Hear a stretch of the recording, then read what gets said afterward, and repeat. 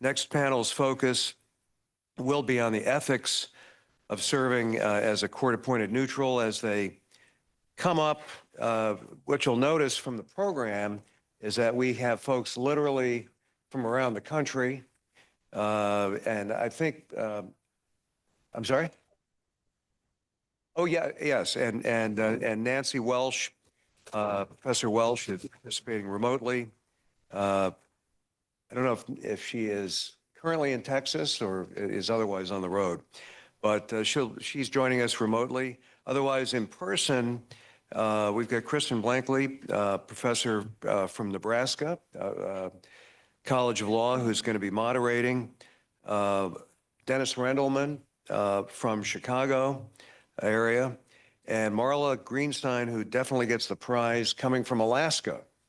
Thank you all very much for participating. And Kristen, take it away, please.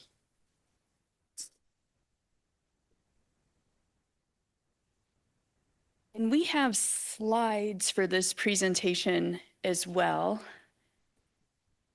And so I'm not certain how you would like to best facilitate that. If we can get my computer plugged in, that would work.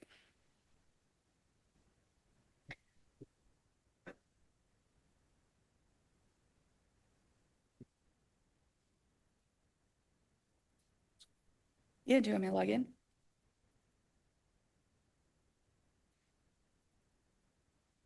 And then can we also get Nancy Welsh on the screen here for, there she is. Wonderful. Okay.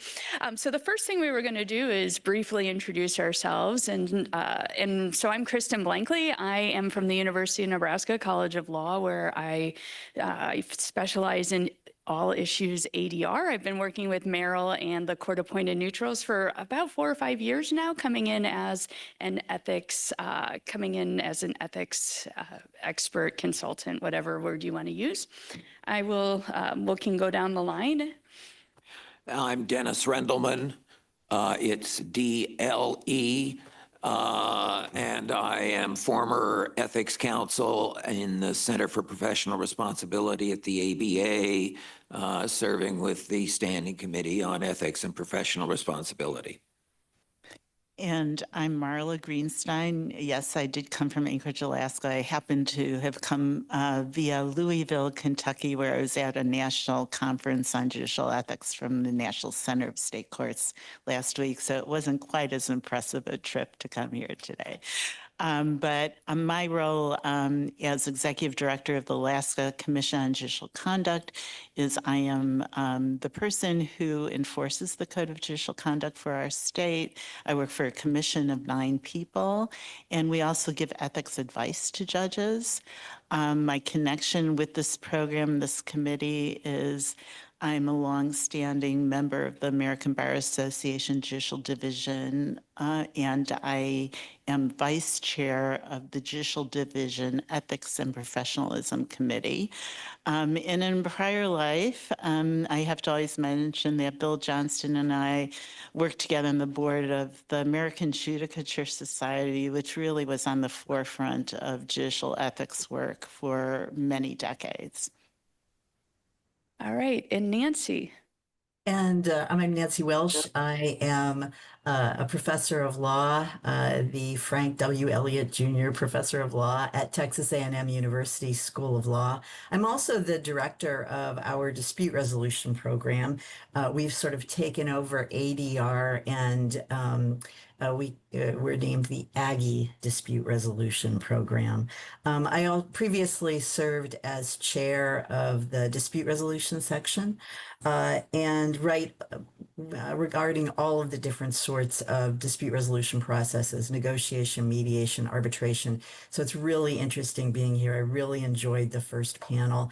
And I will say that probably my fun fact is that it turns out that Merrill Hersh and I were classmates in law school these many years ago.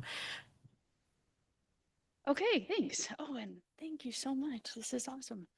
All right, we're connected.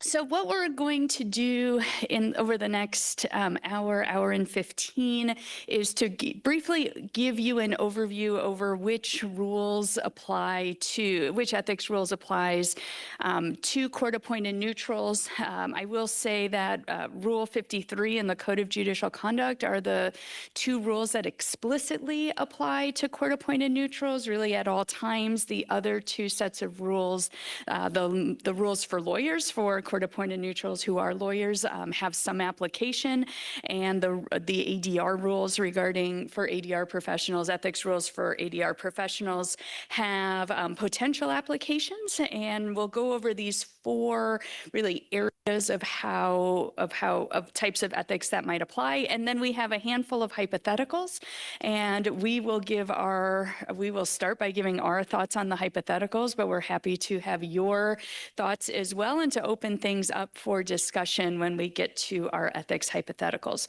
So I'm going to start just a little bit by talking about Federal Rule of Civil Procedure 53. And as I've been spending time with this rule, it's an interesting rule that mixes procedure and ethics, and they're kind of all mixed up in there. And so here are a handful or portions of Rule 53 that apply particularly on the ethics side.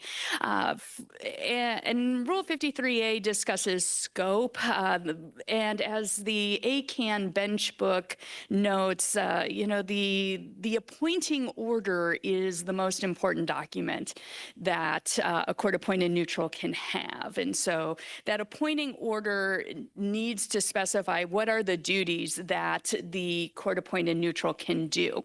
But under Federal Rule 53, the court can appoint only kind of those duties that the parties consented to, and so if we're in 53(1)A, we're talking about things that the parties have agreed that the neutral can do. And in practice, oftentimes they do agree, but there are certain instances where a court may appoint duties to a court-appointed neutral, even on a contested motion, or even kind of over the objection of the parties, in order to kind of have these under B2 and 3 dealing with holding trial, making recommendations, and notably, there are situations where the court needs to do that in order to have an effective use of judicial resources. From an ethics standpoint, the federal rule does discuss disqualification and conflicts of interest. Interestingly, we have a cross-reference. So this is a cross-reference here, 28 U.S.C. 455, for when a judge would be disqualified due to partiality, conflicts of interest, as well as personal knowledge of the underlying dispute. The court also is instructed to consider fairness as it relates to fees and expenses. There was already a question in the earlier panel about fees and expenses. The order has to, as I mentioned, note the duties of the neutral, when and how the neutral communicates with the court or a party. That's going to hit the all-important issue of ex parte communications, and what does the order say about the CAN's ability to speak in an ex parte manner with each side. The appointing order needs to fix compensation. We also have kind of notice an opportunity for attorneys or parties to weigh in on these sorts of things. And as I mentioned, compensation must be noted in the order. And so that's all I'm going to say about Rule 53 at the moment. I'm going to turn it over to Marla to talk about applicable pieces from the Code of Judicial Conduct. Well, thank you. So it's a little tricky in terms of your role and the Code of Judicial Conduct. Primarily, the Code of Judicial Conduct does apply to the role of the judge, but court-appointed neutrals can also be covered by the Code of Judicial Conduct provisions, depending on the jurisdiction that you will be appointed under. So, for example, in my state, our Code of Judicial Conduct has specific application sections that directly apply to court-appointed neutrals the same way they would apply to other types of judicial officials. They are selective applications, and so you see on the slide the various areas where it does cover. You also are going to have to be cognizant of what the appointment order might say in terms of judicial ethics and the provisions that apply. Ideally, the appointment order will be specific, but as I'm sure all of you know, judges may not be totally aware of the need to spell out for you just which portions of the Code of Judicial Conduct apply. And in addition, and this is outside my area of expertise, you have your own professional ethics that will apply to you if you are a lawyer. Dennis will explain to you what those will be. In the prior panel, we heard about accounting standards, and there obviously can be other professions that are appointed as court-appointed neutrals that also may have their own ethical standards. One of the reasons the symposium is taking place is at the beginning of our work, based on my experience with Alaska Code of Judicial Conduct, we have direct application sections. I thought, why not just recommend that the ABA Model Code of Judicial Conduct adopt those application sections universally and uniformly? And I was educated pretty quickly that that would create more problems than solutions. So with that caveat, I am just going to talk about the limited role that the Code of Judicial Conduct does play. But I do want to emphasize here, as said, I just came from a national conference on judicial ethics. The role of judicial ethics and your role as a court-appointed neutral as an extension of the court is essential to maintaining public confidence in the courts. Now, I can't emphasize that enough. We see that with the various headlines about the U.S. Supreme Court and the lack of public confidence based on failure to disclose and disqualify. And keep that in mind. We are talking about really essential broad principles, not just the gotcha for violating a technical, rule. It really is a broader principle that will serve you well and serve the courts well, and most importantly, serve the public, which includes all the people that you will be working with as a court-appointed neutral. So with that overview, there are essentially three rules under and I'm referring here to the ABA Model Code. Once again, each jurisdiction has a different variation of this code.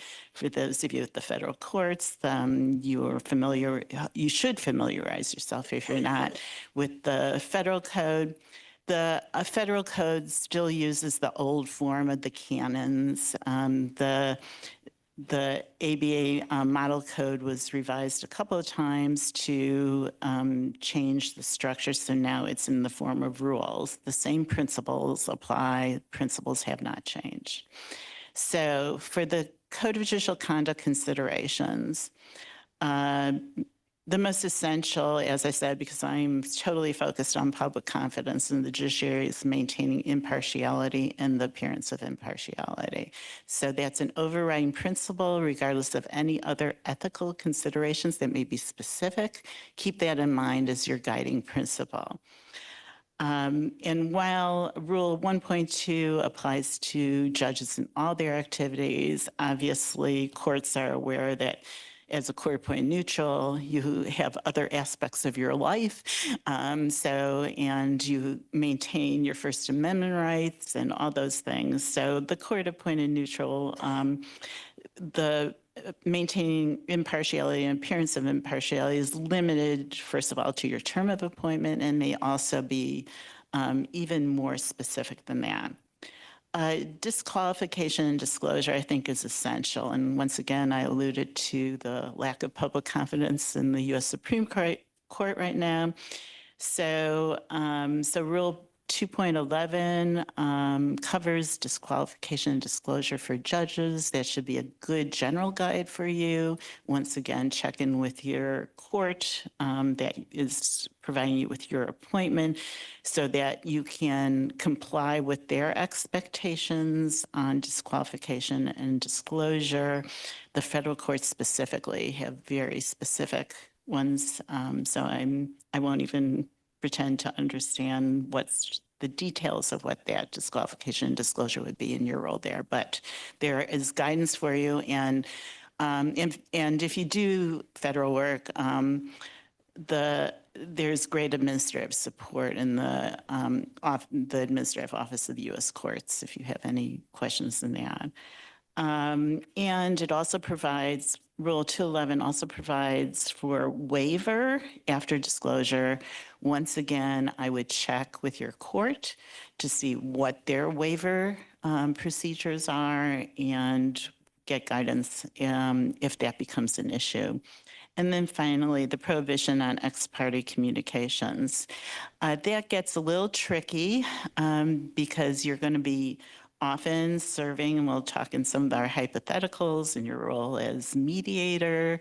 You're allowed to have certain ex parte communications that is necessary to facilitate that role, but there is a line.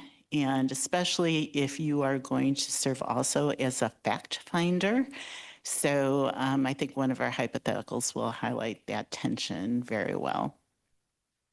And before we move over to Dennis, I wanted to note, as I was kind of looking through the rules, these rules a handful of times, in the Code of Judicial Conduct, if you look before the canons, there's this place called application, and the application section lists like 5 different types of judges or judicial roles.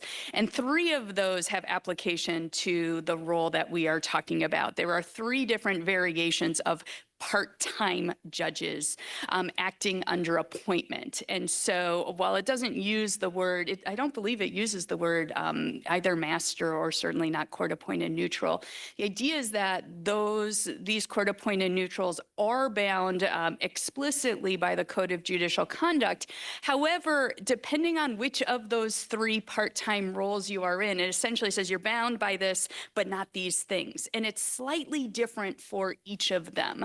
And that's how we get to, that's the hook. That's how we get to the saying where we're saying that the Code of Judicial Conduct does apply. It absolutely applies. But how much of it applies depending on what the part-time, how part-time the appointment is. And if I could just add one other thing, is you will be viewed as an extension of the judge. So from my perspective, I'm concerned about the judge. And if you also keep that in mind, that also might give you additional framework for how you're analyzing these issues. All right, now we'll turn it over to lawyer rules. Yes, and I'm going to be focusing on the ABA model rules of professional conduct that apply, at least to some extent. Now, if you are a court-appointed neutral, you are neither fish nor fowl because you are not wholly covered by either set of rules. You are, Meryl suggested, a Swiss Army knife. I would say a platypus because it blends mutual components of what Marla spoke of what Kristen spoke of, and the model rules. But once you're a lawyer, you are always a lawyer. And the discipline aspect of serving as a court-appointed neutral is always going to cover you or be covered by the disciplinary agency in the state or jurisdiction in which you are licensed or in which you have, where the jurisdiction where it's taking place. There's only really one direct rule for third-party neutrals in the model rules, and that relates to Rule 2.4. And one of the key components there that it highlights is the difference in the confidentiality slash attorney-client privilege, which of course we know are two different things, because it notes that if you are serving as a court-appointed neutral or a third-party neutral, the lawyer shall explain the difference between the lawyer's role as a third-party neutral and a lawyer's role as one who represents a client. You are not representing a client when you are serving as a neutral. Therefore, Rule 1.6 really doesn't apply. And 2.4b specifically directs the lawyer to explain this difference to the individuals involved, which does create a bit of a paradox. Now, Rule 1.6, not reveal information relating to the representation of the client, but Rule 2.4, you don't have a client. So what type of confidentiality do you have? And that really puts you into a paradox. The paradox of Rule 1.6, and then we also run into the rules that are influenced by Rule 1.6. The components that 1.6 confidentiality apply come up particularly in Rule 1.7 on conflict of interest, 1.9 on duties to former clients, Rule 111, special conflicts for former and current government officers and employees, which reflects back on what Marla was saying, and Rule 1.12 on a former judge and arbitrator. So when we look at it from the conflict of interest perspective, it gets more confusing and complicated in that 1.7A2 talks about a significant risk that the representation of one or more client will be materially limited to the lawyer's responsibility to another client, a former client, or a third person, or by the personal interests of the lawyer. And when you get to 1.9C1 and 2, you get into the obligation to avoid use of information relating to a representation of a former client, except as the rules permit or require, or when the information is generally known. Query, does information in a mediation become generally known among the parties? And does that satisfy the generally known standard? We don't know. Generally known is traditionally thought of as, is it on the front page of the New York Times? But if you're dealing in that small universe, generally known may apply there. And then you get to rules 111 and 112, and they exist in a whole different dimension than 1.7 and 1.9. Because 111C talks about confidential governmental information, which means information that has been obtained under government authority. If you are affiliated or considered to be a branch or a part of the judicial system, does that information fall under 111C as being governmental information from a governmental authority?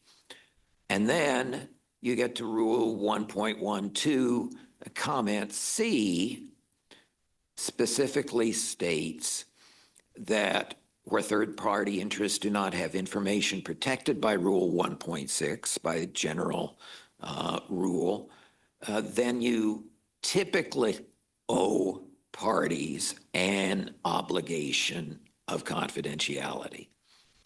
So how broadly does that component come into play?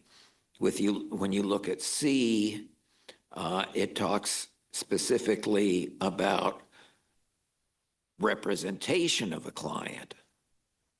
But do you, for purposes of 111C, represent anyone?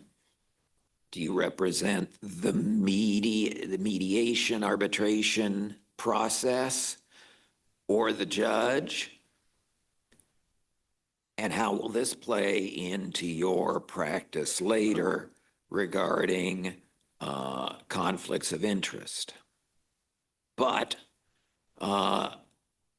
when you're dealing with confidentiality and conflict of interest, you run into a third wild card, or perhaps another prong from Merrill's Swiss Army knife, which is in Rule 1.12a. A lawyer shall not represent anyone in connection with a matter in which the lawyer participated personally and substantially as a third-party neutral. And the annotated rules talks about a lawyer who serves as a third-party neutral is analogized to a former judge for conflicts purposes. Third-party neutral's work is as a matter disqualifies the attorney from a subsequent representation, though, another wild card, screening within the firm can protect the firm and allow certain representation. But the key word there is third-party neutral's work in a matter. So what is a matter? Well, it depends.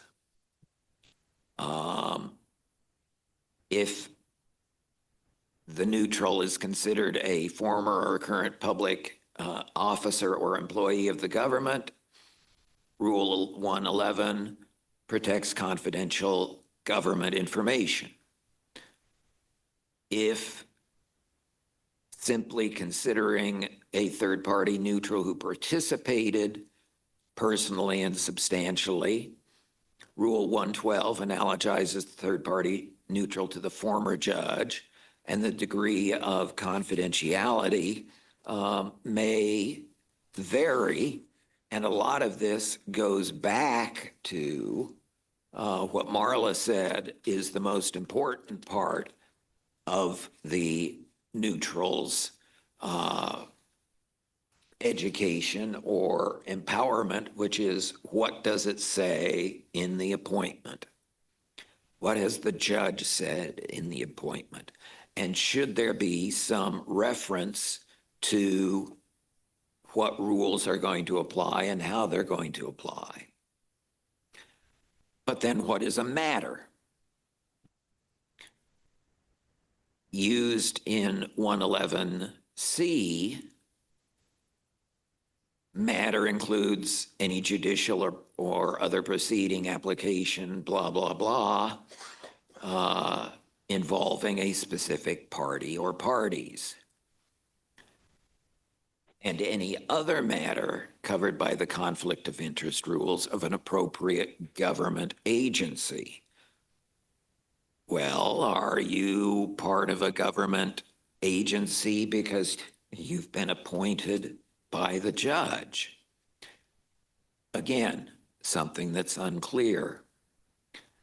Or is this really a question for Bullwinkle when he attends What's the Matter You?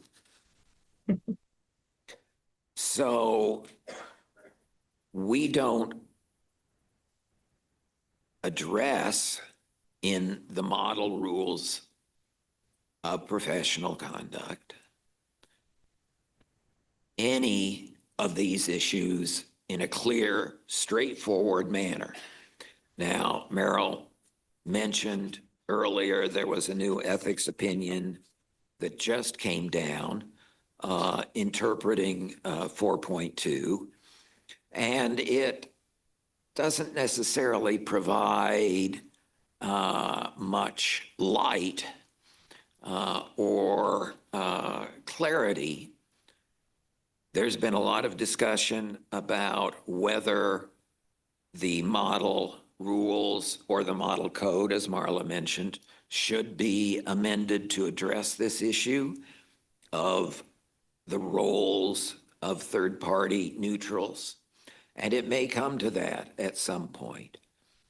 But the key thing I want to leave you with is that while you're a platypus in your role as a neutral, you are always a lawyer, and you're always going to be subject to discipline for violating rules of the jurisdiction or state that you're in or operating in. I've never seen a judicial disciplinary entity take discipline against someone who is not a judge. So realistically, the universe that's going to apply first and foremost is going to be the model rules.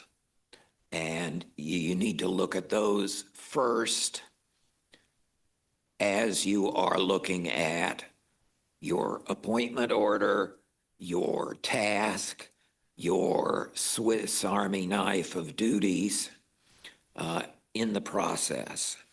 So if you consider yourself a platypus, you should be able to proceed safely as a court-appointed neutral. Dennis, I know we're all feeling really reassured by everything you've said. That was my goal, is to be the wet blanket for everyone. Feeling better already. My first interruption for this panel, the code word is right, R-I-G-H-T, right. We're getting there, we're getting there. So I will go ahead and proceed. My task is to focus on two different model rules. First, model standards of conduct for mediators, and secondly, the code of ethics for arbitrators in commercial disputes. So I want to note, of course, that these are both model rules, model ethics codes, in the same way that the ABA model rules of professional conduct represent a model. But these two ethics codes have been very influential in the same way that the model rules of professional conduct have been very influential. And in the case of the model standards of conduct for mediators, these have been adopted in whole or in part by unified state courts in a number of different states and by individual federal and state courts, as well as by very significant dispute resolution organizations. So in large part, I think of the model standards of conduct for mediators as being potentially enforceable. And that applies to the role of court-appointed neutral. If you are being appointed in a court that has adopted the model standards of conduct for mediators or a set of ethics that are largely influenced by the model standards of conduct for mediators, and if one of your roles is to serve as a mediator, I think it's worth asking whether or not the ethics that apply to mediators in that jurisdiction will be applicable to you when you are playing that particular role as a court-appointed neutral. When it comes to the code of ethics for arbitrators, Code of Ethics for Arbitrators hasn't been adopted by courts. However, it has definitely been adopted in whole or in part by very significant dispute resolution organizations. And so if you are a member of a dispute resolution organization and in that role have been appointed as a court-appointed neutral, one of the questions is whether the code of ethics that your organization has adopted would apply to you there.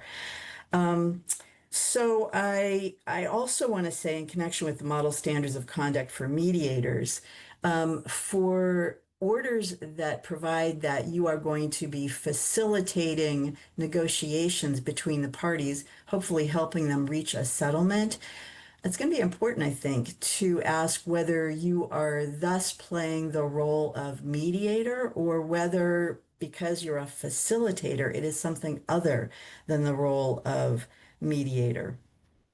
So let me just now move away from this general description of the enforceability of these two ethics codes to say, lastly, that regardless of whether they are enforceable, I think both of them provide some helpful guidance if you are playing the role of a facilitator in terms of facilitating negotiations, or playing the role of an adjudicator, or somebody who is going to be making recommendations that are very likely to be followed by the court.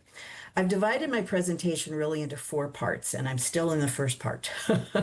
I'm letting Kristen know that, because she is managing the slides for me. So first of all, I'm going to say a little bit about the areas where the ethics of mediators and arbitrators overlap. Then I will be saying a little bit about ethics that are unique, I think, to mediators. Then ethics that are unique to arbitrators, although there are areas in which these ethics absolutely overlap with those of judges. And then I'll focus on a particular problem area that I think exists when a single neutral is being expected to play both a mediator role and an arbitrator role. And I think this has already been alluded to this morning as an area of potential difficulty. My slides will indicate which model standard is applicable, or which canon is applicable. And you have the model standards and the code of ethics in your materials. So if you are interested in looking at the exact language, and I haven't described it, it will easily be available to you. Okay, so let me start now with the areas in which ethics apply to both mediators and arbitrators. So, like judges, as has already been described, mediators and arbitrators also are obligated to be impartial and to conduct their procedures impartially. They are also required to avoid conflicts of interest. But unlike judges, if there are problems with conflicts of interest or the appearance of partiality, mediators and arbitrators can largely overcome those problems by making disclosures and gaining the parties' informed consent to their continuing to act in the neutral role. Still, even with that, both mediators and arbitrators are supposed to make an independent judgment regarding impartiality in order to protect the integrity of their processes.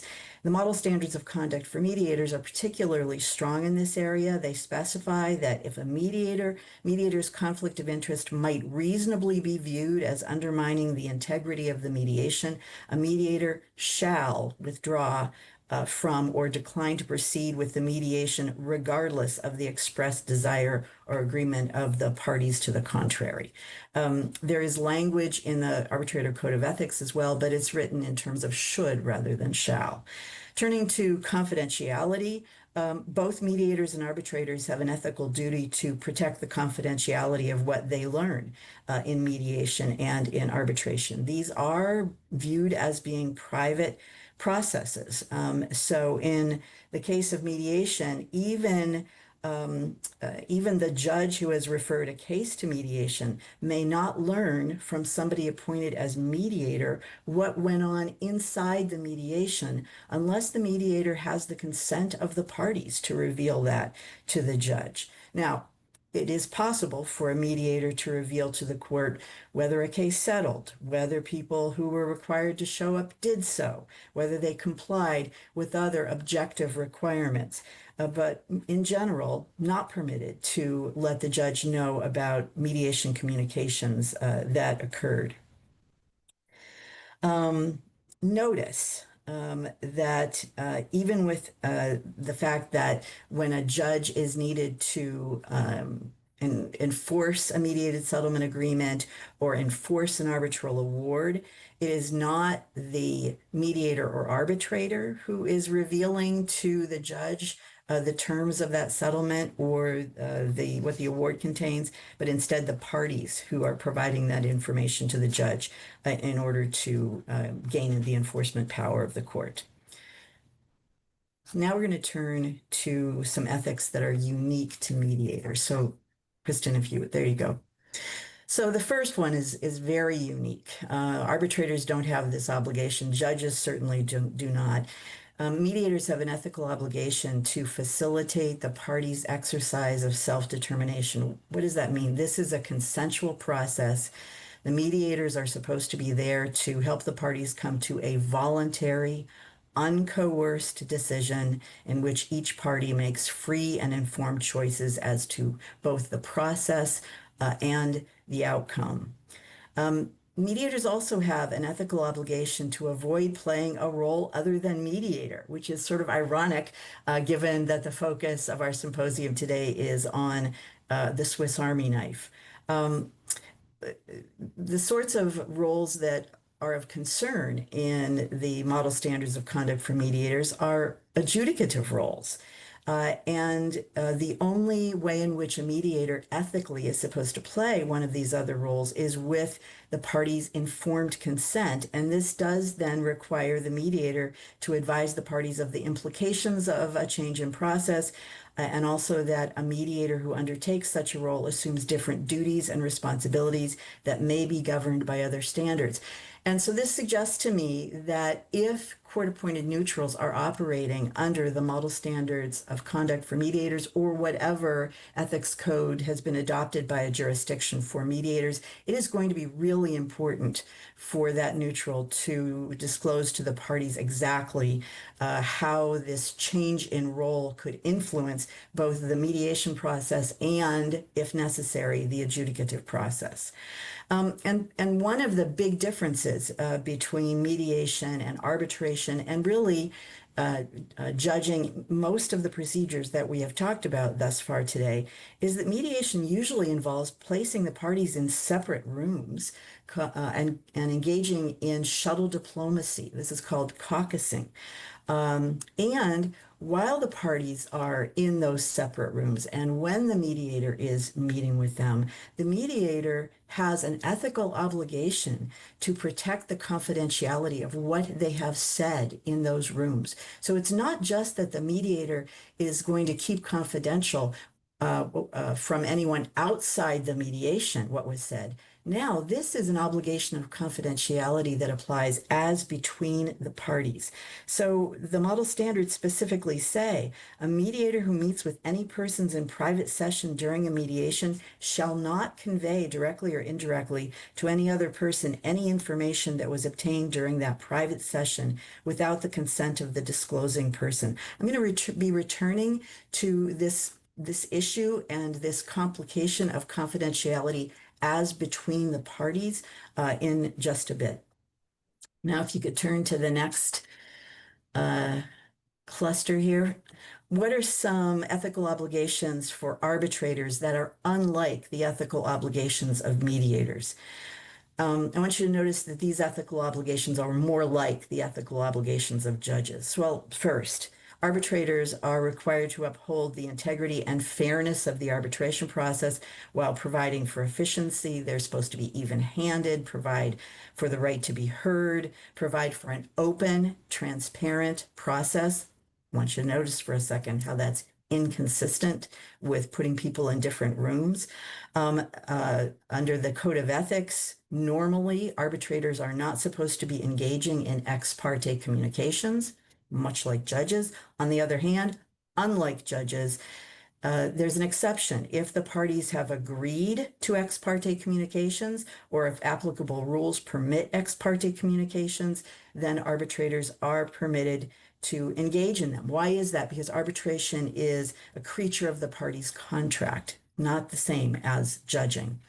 In addition, the Code of Ethics for Arbitrators explicitly does permit arbitrators to serve as mediators, but only if requested by all the parties.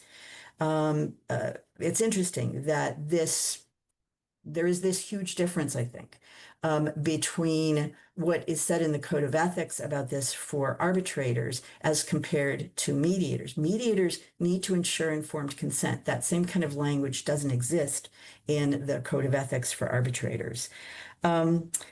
And now I am going to turn to the last item here. Notice that if an arbitrator is asked by the parties to serve as a mediator, the arbitrator is now then participating in facilitating settlement, which is not normally the arbitrator's job. And if the arbitrator then begins using caucusing, ex parte communications during the mediation phase of this procedure, the mediator, arbitrator, is now beginning to hear secrets that are not being shared in an open session. Potentially, those secrets and the ex parte communications will lead to a settlement. Okay, fine. But what if they don't lead to a settlement? Now, if the mediator then proceeds to become an arbitrator, what is sometimes called medarb, now the arbitrator may be influenced by things that he or she heard while in private caucus that she's not allowed to disclose to the other side. The other side doesn't know that they should be presenting evidence or asking questions that might lead the arbitrator to understand something that's more complicated than what they heard in one of those ex parte sessions. Maybe the arbitrator thinks that he or she will be very easily able to avoid any sort of bias, that there's something that was not really relevant that shouldn't be taken into consideration. But there's lots of research showing that judges and arbitrators are human beings just like the rest of us, and they can be influenced by certain inadmissible information. Are there remedies for this? Well, yes. One remedy, I think, is rather than having a single neutral engaging in both the mediation and arbitration phase, which becomes necessary if a settlement isn't reached in the mediation phase, one remedy is to have two separate neutrals, one person facilitating negotiations, the other serving as arbitrator. Another remedy is for the judge's order not to permit the use of caucus, not to permit the use of ex parte proceedings in the course of trying to facilitate settlement. Another remedy might be allowing ex parte communications, but not allowing the sort of confidentiality that would normally be provided if the neutral is serving in a mediator role. And note that if a neutral is serving in this sort of role, parties and lawyers may expect that there will be confidentiality in the same way that there would be in a normal mediation. But perhaps the judge's order can make it very clear there's no confidentiality that's being promised from those ex parte communications. One last remedy that I will mention is that it is possible that after a mediation is concluded and if the parties have been unable to reach a settlement, then at that point, they may be specifically asked either at that point to opt in to allowing this same neutral to serve in the role of arbitrator or to opt out of permitting that, providing them with a very explicit opportunity to recognize how the neutral's role is changing and how what happened in the mediation could influence their perception of the fairness of the arbitration decision-making adjudicative procedure. There's a lot more regarding those remedies in the materials that I have provided. One is a chapter on switching hats, medarb, and the other is an article on magistrate judges and sometimes the ways in which they also are playing both of these roles in assisting a judge. And with that, I will conclude. Thanks. This is my next interruption, but first of all, let me thank Professor Welsh for her presentation, especially taking the time to prepare the presentation and to be with us this morning, combining this with her teaching responsibilities in Texas. So the next code word for this presentation is thing, T-H-I-N-G, thing. All right, thanks. And so we're going to move to some hypotheticals. Before we do that, I wanted to chat briefly about this ethics opinion. I wanted to shed a little bit more light on the ethics opinion that came from the ABA last week. And that is, it says explicitly some of the things that we have already talked about. Notably, that ethics opinion says that when working as a lawyer mediator, and I have to believe that it applies to other lawyer neutral roles. It only talks explicitly about the lawyer mediator, but I don't see why it wouldn't apply to other lawyer neutrals. But that essentially rules like 1.1 through 1.10 do not apply. And the one that I wanted to point out, rules 1.1 and 1.3, those are our duties of diligence and competence. And so it's interesting for that opinion to say that those rules do not apply. I'm working on an article for the law review here, and I was like, well, then how do we get to it? And I think we get to that through the Code of Judicial Conduct. For those of us who are acting as court-appointed neutrals, we are not bound by 1.1 and 1.3 in our lawyer hat, but we are bound by it in our neutral hat. The other places would be from primarily from the Code of Judicial Conduct. And then I've noticed some comments that we've had, and one comment was interesting regarding the use of regarding client, and should we use client to discuss who we are working with, and that can be tricky because lawyers use the word client. I mean, on the one hand, lots of professionals use the word client, accountants use the word client and that sort of thing. But that it does raise a very interesting question about that comes in both in terms of Lawyer Rule 2.4 as well as what our new ethics opinions say regarding clarity, and that we need to have clarity with the people that we are working with regarding what role we have. We have about 20 minutes, and so we might get through one hypothetical, hopefully two. I have prepared three. However, these hypotheticals were partially written by ACAN and partially written by Nancy and I, which makes them overly complicated. But here we go. The court has appointed a neutral in a complex business case. The appointment order authorizes the neutral to resolve all discovery issues and mediate the case if requested. The court authorizes the neutral to engage in ex parte communications for the purposes of mediation. A month into discovery, the parties request mediation. Mediation is complicated, extends over many sessions. 2 weeks into the mediation, as the neutral is engaged in ex parte meetings, the defendant's counsel begins to bring up issues about discovery disputes that could be relevant to the settlement. The neutral knows the statements are meant to influence the neutral's thoughts on discovery matters. While these communications are normal in mediation, it might influence discovery rulings. And the question is, what should the neutral do? For this, for ease, I'd like to start with Nancy, then go to Marla, and then Dennis to get their thoughts on that. And then we can open it up to the room if there are additional thoughts on this hypothetical. Sure. Thanks very much, Kristen. So this, of course, illustrates the potential problem with combining the facilitative mediator role with an adjudicative role. Let me just say that if somebody is going from one role into another role, it's going to be very important, I think, for the neutral to ensure the informed consent of the parties to this change in role. So is what you learned somehow going to influence your decision-making process on the discovery issue if the case doesn't settle? It sure looks like in that last sentence, while these communications are normal in a mediation, the neutral fears this information may influence discovery rulings.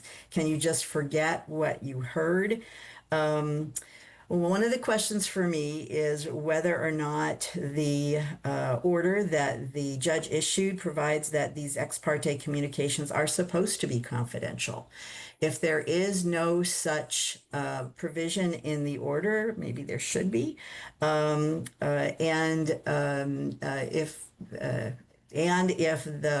the neutral feels that the neutral is not going to be able to avoid thinking about this in influencing discovery rulings, this might be a situation in which the neutral actually should withdraw from the adjudicative portion of his or her role. I think that I really do think that this illustrates the tension between combining these two roles. And I also did see in the chat, Kristen, that there's reference to some courts that have adopted ethics rules that actually don't permit mead arb. I'm actually not familiar with those particular courts' rules. I'd be interested in learning more about them. But if that's the case, and if you're in one of those courts, that also could be relevant to this hypothetical. Thanks. Go ahead, Marla. So the analogy for judges is in our state, we have an advisory opinion that discourages judges from doing their own settlement conferences, or to phrase it a different way, is if you are the settlement judge in a matter and that settlement fails, it goes to a different judicial officer. That is not an absolute, and so judges can, if they set the appropriate parameters, continue as both as the assigned judge after failed settlement happens. I can tell you the origins of that advisory opinion is largely in family matters. It was not unusual to settle a majority of the issues that were before the court in terms of and I will say that settlement for judges is its own unique process. It's not quite exactly the same as the role of mediation. So I'm not familiar enough with the kinds of training that many of you have gone through, but there is very specific settlement training for judicial officers that is distinct from mediation, though it incorporates many of those concepts.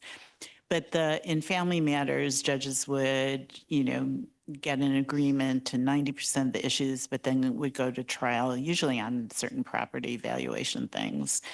And we heard from many lawyers that in the findings after that brief trial on factual matters, the judge would often in the order refer to make findings that were not part of the court record. And it's just because we're human beings, right? The judge didn't know that they heard that in the settlement process, but you can't unhear things that you've heard, which is a basic reason, one of the many reasons for the prohibition on ex parte communications is how can you possibly unhear something? And so you usually cure that by disclosure in other processes. So in this example, well, first I'll refer to the Model Code of Judicial Conduct. In the commentary to Rule 2.6, which the overarching concept is ensuring the right to be heard. Comment 3 says judges must be mindful of the effects settlement discussions can have, not only on their objectivity and impartiality, but also on the appearance of their objectivity and impartiality. Despite a judge's best efforts, there may be instances when information obtained during settlement discussions could influence a judge's decision-making during trial. And in such instances, the judge should consider whether disqualification may be appropriate. So by analogy, the dual roles here, I will say, resolve all discovery disputes I view as an adjudicative function. And that can't really coexist in a very bright line way with mediate the case. But one solution may be to just carefully outline and delineate what is meant by mediate the case and just exclude discovery from from that, if that's possible. And if this were a judge, what they probably would do is very much separate out the discovery issues from the things that were going to be handled in the mediation process. That's easier said than done. And it may be that in this kind of circumstance, if there is a lack of trust based on a failure to freely allow discovery that people believe they're entitled to, that may be just the end of the role of this particular neutral in the matter. I would raise a question about the issue of the neutral knows. Terminology section 1.0 in the model rules has a specific definition relating to knows, knowing, knowledge, and it, paraphrasing, reflects actual and factual knowledge of the matter involved. I don't know that a party in a mediation that includes also resolving discovery disputes can actually know that the individual with the big mouth is trying to influence the discovery or not. I think that that's a significant question, and I don't think it should be overblown any more than when a judge tells a jury disregard the testimony or disregard whatever has just been said. I think one of the issues is the ability of the neutral to focus. Kristen, may I just add one more quick point? Yeah. I just want to be sure that although we've described this here as these communications, ex parte communications, are normal in a mediation, they are not inevitable in a mediation. So it is very possible for a judge in his or her order to provide that the mediation, if it occurs, should only occur in joint session. And then if that happens, you no longer have the issue of secrets being told and not being heard by the other side. Now, at least all information that has been disclosed to the neutral would have been disclosed in everyone's presence, and there would have been the opportunity to contest what was said. One thing to note about this situation, and as Nancy noted, some structural issues, I wanted to point out an analogy to the world of parenting coordinators. Parenting coordinators are court-appointed neutrals who take on about 12 different roles with a family. They have the ability to interview whoever they need to interview. They have the ability to meet with whoever they want to meet. They have an investigative role. They have a mediation role, and they also have an adjudicative role. Parenting coordinators are able to resolve how a parenting plan or a divorce decree applies to this family, but it does not have the ability to create or change a parenting plan. So for instance, if the parenting plan is ambiguous about how to deal with a conflict that happens on Christmas Eve, rather than have a judge have a 4-hour hearing on what on earth does Christmas Eve mean, parenting coordinator can come in, talk to the parents, can talk to the kids, can figure out what the different plans are. But parenting coordination, the standard rules for parenting coordination says there will be no confidentiality between the parents. And so they at least start off, there are similarities in terms of the different roles, the different hats, the different ideas, but that is a system that has the expectation. And not only that, but there is an expectation then that the neutral would kind of brief everybody on what those things are. And so so if one parent, says, I want you to keep confidential, they just can't do that. And so it's an interesting kind of analogy in terms of how you could set up a system in order to avoid this problem. I'm interested if there are comments from, we'll go ahead and why don't you go to the microphone. Hi, Lisa Courtney, Director of the Division of Alternative Dispute Resolution in the New York State Court System. Thank you so much for this presentation. I had a question. Maybe it doesn't sound as practical, but wouldn't one of those arbitration mediations be better? So this way you hear the information acting in the neutral capacity without the confidentiality in full view. You decide what you need to decide, the in-the-pocket approach, and then if they want to settle it, do it that way. I'm just curious if that's possible. So that definitely is superior from an ethics point of view. And one of the questions usually is whether or not everyone wants to invest the time and money and resources that are required for the arbitration proceeding before then going on to the mediation. But that is, ARB-MEAD is also a remedy.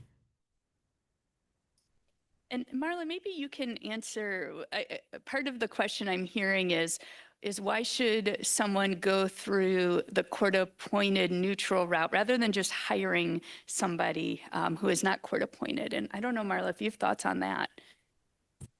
So I'm curious to talk more about the New York program, but court-appointed neutrals are used in such a broad range of different functions. So many of you are thinking of court-appointed neutrals in the big complex civil litigation realm where the parties do have resources and can pay, and that many of the users of the state courts aren't similarly situated, though that certainly does happen a lot.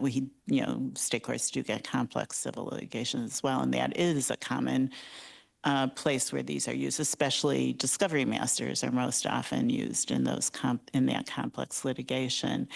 But when you're talking about, I keep going back to the role of the courts and the confidence in the courts, and the idea of what is secret is not a comfortable concept for courts.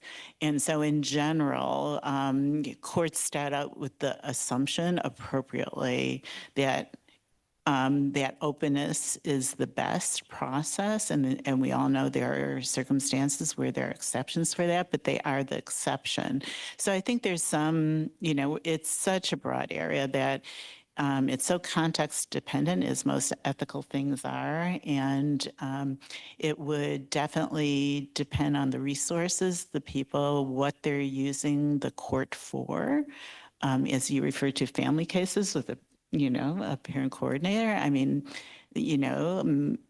everybody's a parent, or most people are parents. And so your contact, your engagement with people at that level is very different than if you're talking about a huge environmental issue involving corporations and government entities and all of those. Very different things. Go ahead, Nancy. I thought that you wanted to add another thought on.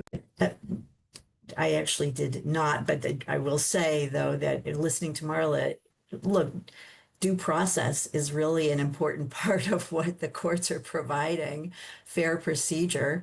And I think the transparency that one assumes with arbitration also is consistent with due process. And once secrecy enters into the picture, it becomes much more difficult to provide a procedure that is consistent with due process. And what I just put in the chat is there are lots of different ways in which MEAD-ARB can be structured. Some are much less ethically problematic than others.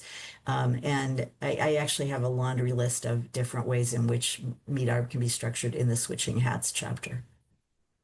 Rama?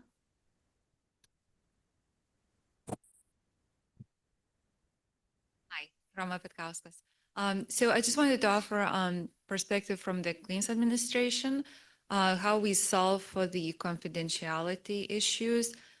Typically, the settlement agreement contract controls. If there is guidance in that, that's helpful. Even if it's mentioned in the settlement agreement, the confidentiality is typically very brief and not fully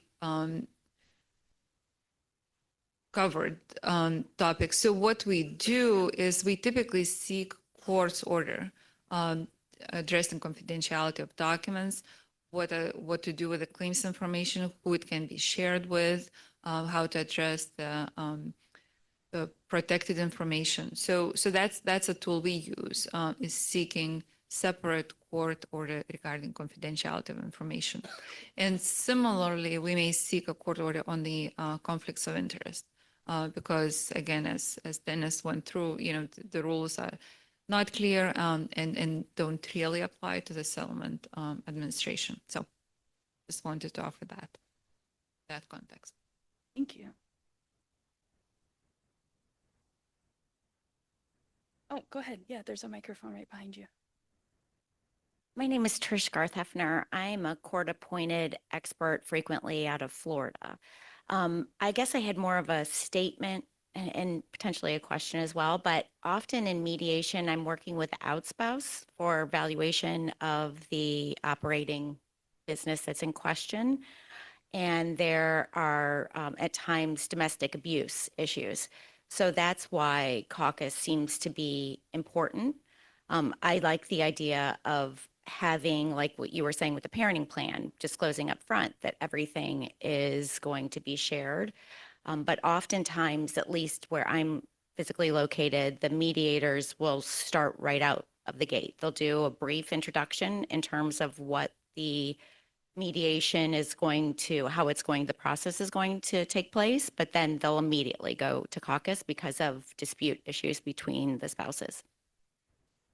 Yeah, and boy, you bring up an interesting issue that affects family cases in ways that doesn't affect other places with domestic violence and issues of power and control. And there may be all sorts of good reasons why those people should never be in the same building at the same time, and other sorts of safety concerns. And so, yeah, it just gets even more complicated. I think we have time for one more comment, question or comment, because we're coming up to our time. Yep.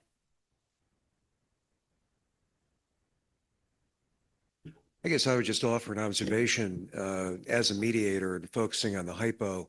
I think it is tempting to try to segregate the issues of trying to arrive at the settlement with anticipating having to resolve in an adjudicative way the discovery dispute. But what gets my attention with the hypo, and I think I do remember it from ACAN days, is this reference to what is being raised as a discovery issue could be relevant to the settlement. And that, to me, signals a classic issue in mediation, and that is what can be a disparity in information and the need for information exchange. And so I think my going inclination as a mediator would be not to try to essentially wall off this discovery issue that's being introduced, but go to the other side, ex parte, in caucus, and hear from the other side, so that I, as a mediator, would have some kind of hopefully, some kind of a balanced insight into what they're talking about. But again, mostly with my eye being on trying to achieve a settlement. So can I just ask you, Bill, is that when it was private or court appointed? Well, that whole issue, I didn't want to prolong things, but that was sort of a question in my mind when we talk about court-appointed neutrals, and in particular court-appointed mediators. I think the hypo brings into focus, it looks like, a clear situation of court-appointed mediator, or mediator or other resolver as well. But one thing we see in Delaware sometimes in federal and state court proceedings is a judge essentially directing the parties to mediate, and query whether that constitutes a court-appointed mediator where the court is issuing that sort of direction, I would think arguments could be made on one side or the other of that. Yeah, and the reason I just made that point, I don't know if we were going to have closing remarks, but for me, obviously, because I'm the judicial ethics person, is that is such an important difference. To me, it is a bright line as to whether the neutral is appointed by the court and becomes an extension of the judge, or whether the parties are directed by the court to enter into mediation or settlement efforts, and whether the court has kind of referral services probably does get a little into that line, but to me, the bright line is whether that person is appointed as a court-appointed neutral. We'll turn it back over to Bill. Well, thank you. Please join me in thanking these folks for an excellent presentation. So the final code word or words for this segment are to do, T-O-D-O. T-O-D-O, completing the 3 code segments for this. But I think I'm not permitted to repeat all 3. Given the rules of the road here. Professor Phillips asked me to pass along box lunches should be just outside in the lobby area. If you please grab a box lunch, bring it back in as soon as you can to get ready for the keynote address from Justice Kennedy. And we will then, it will be in a transition break for 15 minutes with the lunch and keynote formally starting at 12:30. Thank you all very much. And again, thanks to everyone online.